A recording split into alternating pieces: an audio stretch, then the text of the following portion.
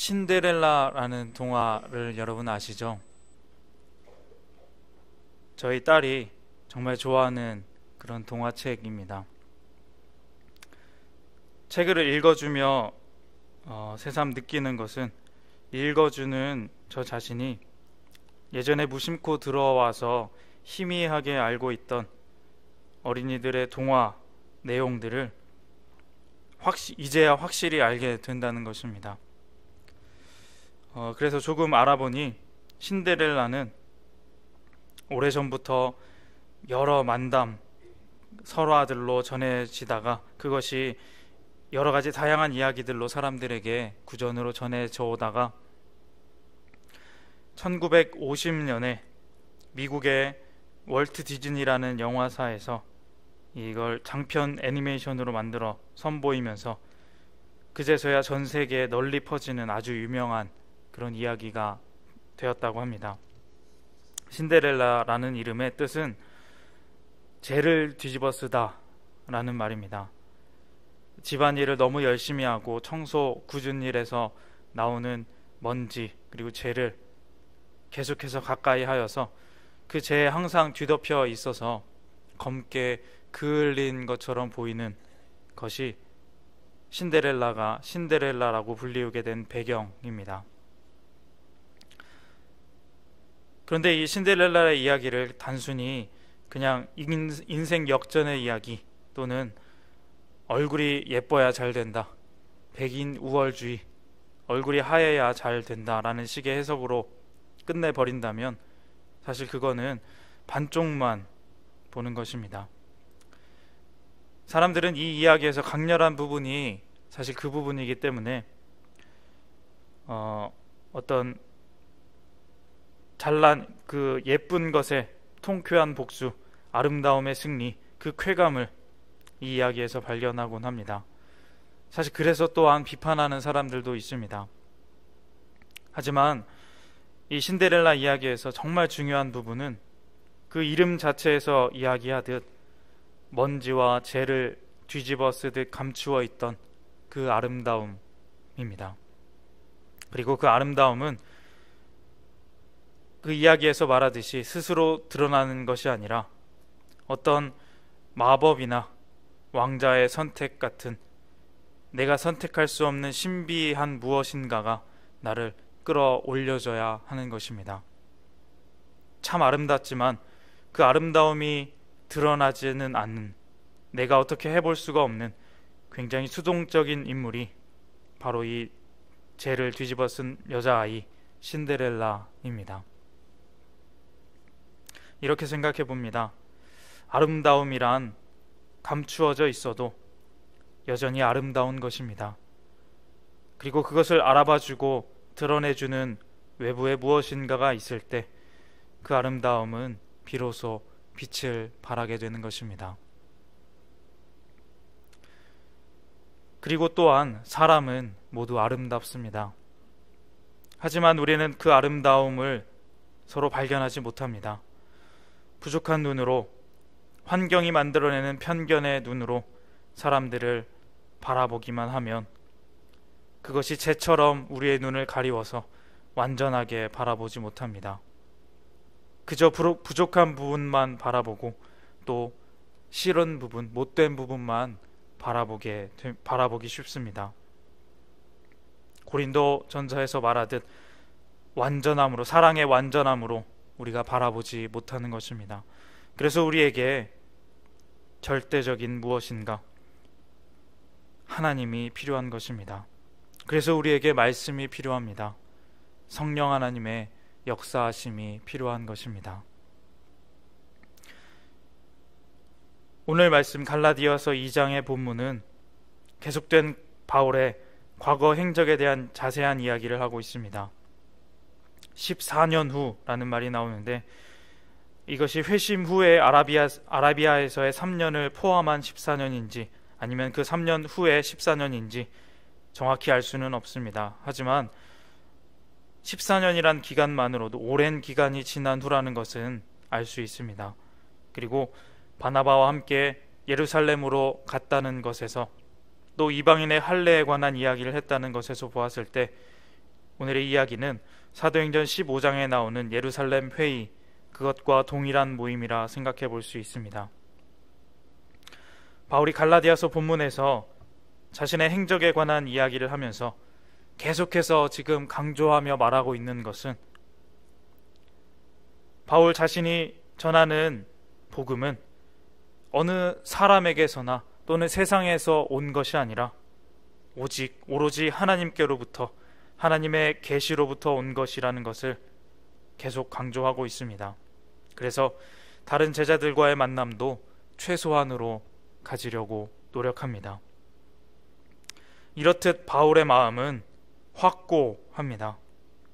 사도들이 가진 복음도 아니고 스스로 하나님께 직접 받아서 자신만의 사역, 특히 사도들이 특별하게 가지 않는 그 이방인들을 향한 사역의 방향을 가지고 그에 맞는 복음의 원리를 가지고 그 사역의 삶을 지금 살아가고 있는 것입니다.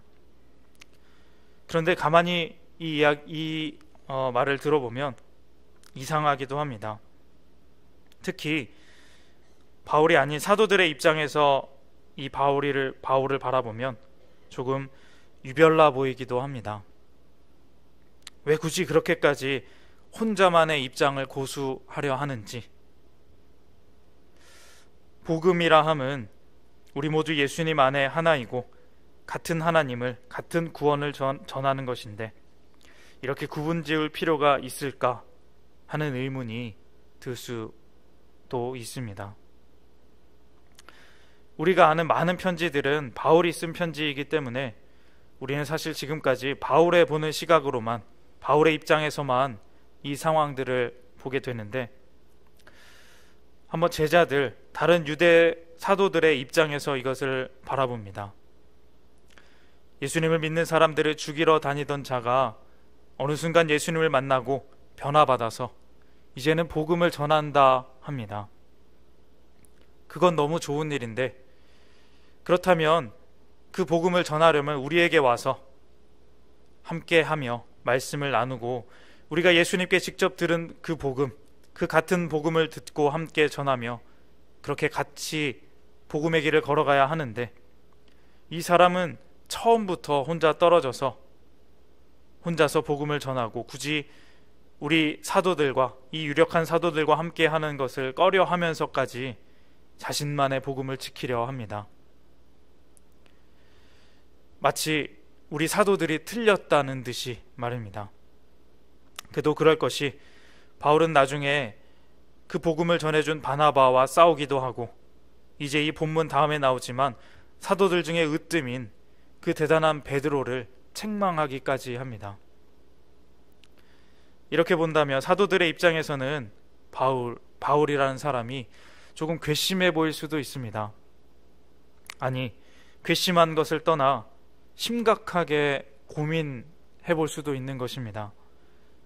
자기들의 복음을 들으려 하지 않고 함께 나누려 하지도 않으며 자신만의 복음을 세우고 그것을 유지하려고, 또 그것을 우리에게, 사도들인 우리에게 가르치려던 듯이 하는 이 바울이 어쩌면 조금 위험하다고 생각했을 수도 있습니다.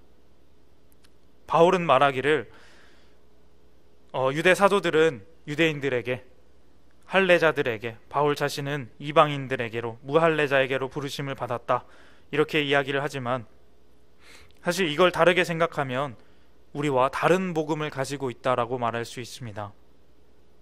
우리와 다른 복음을 가진 사람, 사실 기존의 사도들에게나 또 바울에게나 이 다른 복음이라는 것은 매우 경계해야 할 대상이었습니다. 단호히 끊어야 할 대상이라 말합니다. 그래서 이 바울의 존재와 그의 입장은 사도들에게는 분명 논란의 대상이 되었을 것이고, 그에 따른 조사와 또 조치도 필요했을 것입니다. 다른 복음에 대한 분별, 그것이 필요한 이유는 이제 오늘 말씀에 나오는 거짓 선지자들, 거짓 형제들 때문입니다. 오늘 4절 말씀에 나오는데 가만히 들어온 거짓 형제들이 있다 합니다. 바울 자신도 이 거짓 형제들을 엄히 경계합니다. 말씀을 왜곡하여 자기들의 뜻에 맞추어 해석하여 전하는 사람, 잘못된 말씀을 전하는 사람이 바로 거짓 형제들입니다. 그런데 어찌 보면 바울이라는 사람도 사도들이 봤을 때는 자기들과 다른 복음을 전하고 있는 것처럼 보일지도 모릅니다. 어느 부분에 있어서는 싸워서까지 자기의 뜻을 고수하려는 이 바울의 모습, 자기들을 외면하고 스스로의 복음을 세워서 전하는 바울. 사도들은 처음부터 예수님에게 자기들이 직접 들었고 그 복음을 가지고 있는데 이 사도들에게 잘못했다라고 비판하기까지 하는 이 바울에 대하여서 사도들이 혹시 야, 이 사람은 거짓 선지자다, 거짓 형제다 라고 말해도 사실 다른 사람들이 이의를 제기할 수 없을 정도로 이 사도들은 그렇게 많은 사람들에게 유력한 사람이었습니다. 그랬다 하더라도 이의를 제기할 수 없었을 것입니다. 하지만 사도들은 그렇게 생각하지 않았습니다. 바울이 그렇게 사도들과 함께 하지 않으며 혼자 다니고 또 스스로 직접 받은 복음이라고 조금 다른 이야기들을 전할 때도 사도들은 그를 거짓 선지자라고 말하지 않았습니다. 조금 이상하다 생각할 수도 있는데, 그리고 다른 말을 하는 다른 사람들에게는 분명하게 거짓 형제들이다, 거짓 선지자들이다 이렇게 판단하면서 단정하는데 바울만은 인정해 줍니다. 이 유별난 바울은 받아줍니다. 왜 그럴까요? 우리 6절과 7절의 말씀을 한번 봅니다. 6절과 7절의 말씀입니다. 유력하다는 이들 중에 본래 어떤 이들이든지 내게 상관이 없으며 하나님은 사람을 외모로 취하지 아니하시나니 저 유력한 이들은 내게 의무를 더하여 준 것이 없고 도리어 그들은 내가 무할례자에게 복음 전함을 맡은 것이 베드로가 할례자에게 맡음과 같은 것을 보았고, 유력한 사람들, 이 사람들이 바로 사도들, 지금 교회 지도자들입니다. 이 지도자들이 바울에게 어떤 의무를 더하여 주지 않았다는 것입니다. 너 이렇게 해라, 우리와 함께 해라, 우리의 말을 들어라, 너가 잘못됐다 이렇게 의무를 더해준 것이 아니라 오히려 무할례자인 이방인들에게 복음 전함을 맡은 것을 베드로가 할례자에게 맡음과 같은 것이라고 보았다, 그렇게 당연히 여겼다라고 말하고 있는 것입니다. 사도들은 당연히 바울이 올바른 복음을 가지고 있다라고 생각했습니다.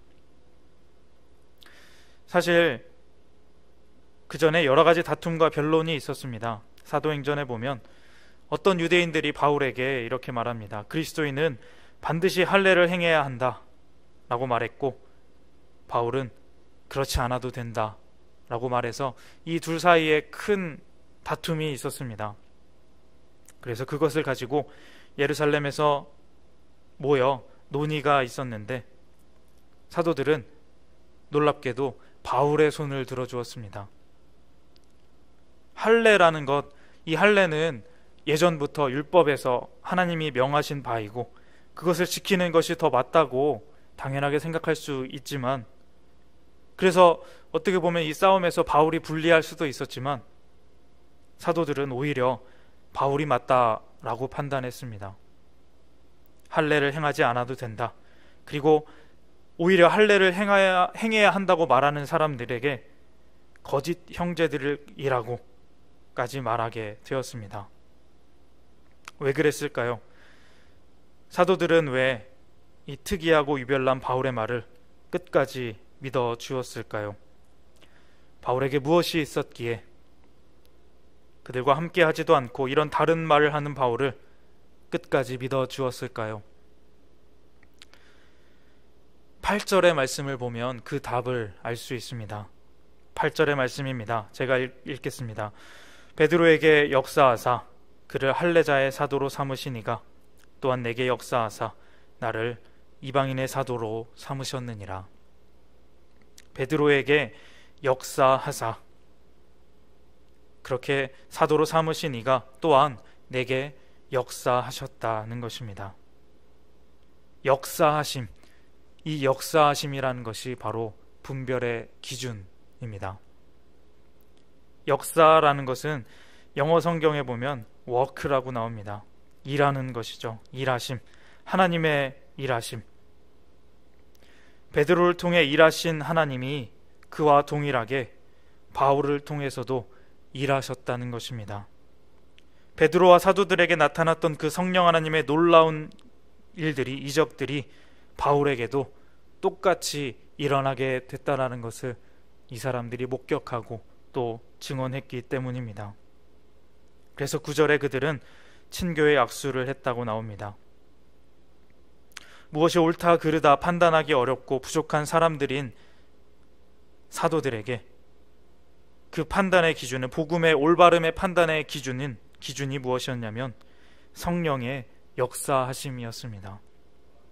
성령님의 능력이 나타나느냐, 성령의 함께하심과 그 은혜가 보이느냐, 그것이 사도들이 이 바울을 인정한 이유였습니다.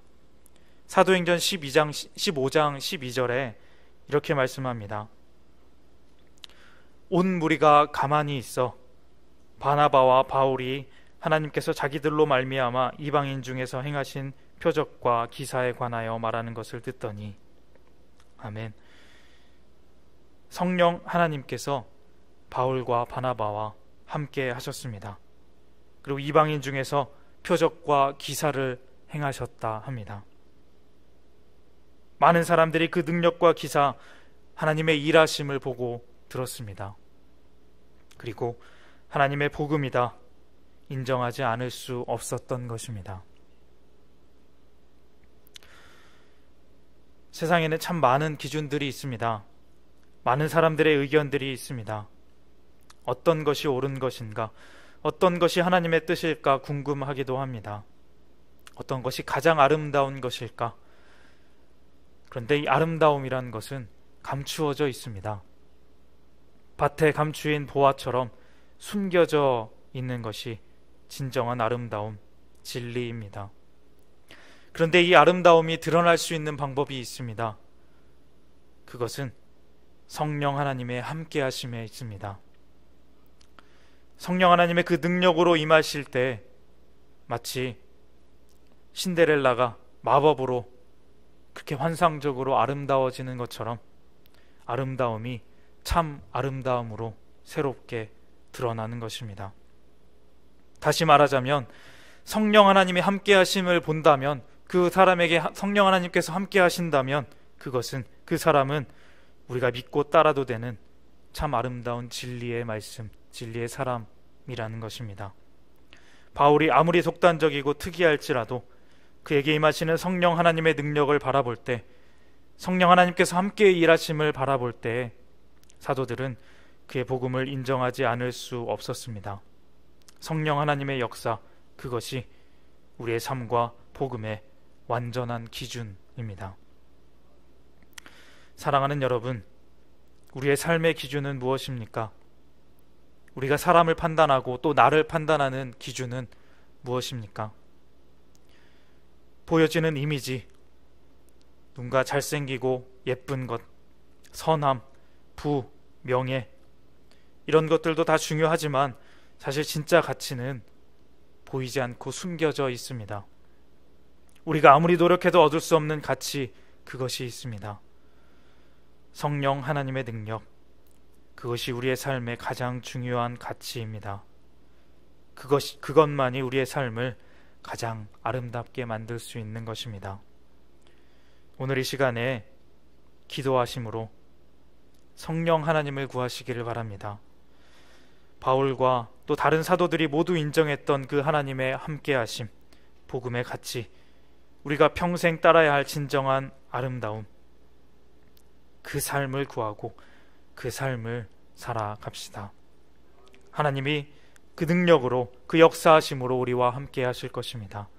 예수님의 성령에 감동된 그 사랑의 능력이 우리에게서 나가 하나님의 나라를 세워갈 것입니다. 오늘 함께 기도하는 모든 성도님들에게 그러한 성령의 능력이 함께 하심으로 참 아름답고 가치 있는 그런 복음의 삶, 사랑의 삶 살아가시기를 하나님 나라를 살아가시는 복이 임하시길 주님의 이름으로 소망합니다. 기도하겠습니다. 하나님 아버지, 감사합니다. 우리에게 삶을 허락하시고 또한 그 삶을 살아갈 수 있게 하는 성령의 동행하심을 알려주심에 참으로 감사드립니다. 우리의 삶에서 언제나 성령의 일하심이 잊혀지지 않게 하여 주시고 그 능력으로 말미암아 사랑과 기쁨이 가득한 참 아름다움이 드러나는 귀한 삶 살아가는 우리 모두가 될 수 있도록 하나님 함께하여 주시옵소서. 그렇게 성령의 능력으로 살아가도록 기도하는 우리가 되게 하여 주시옵소서. 인도하여 주실 것을 믿으며 예수님의 이름으로 기도합니다. 아멘.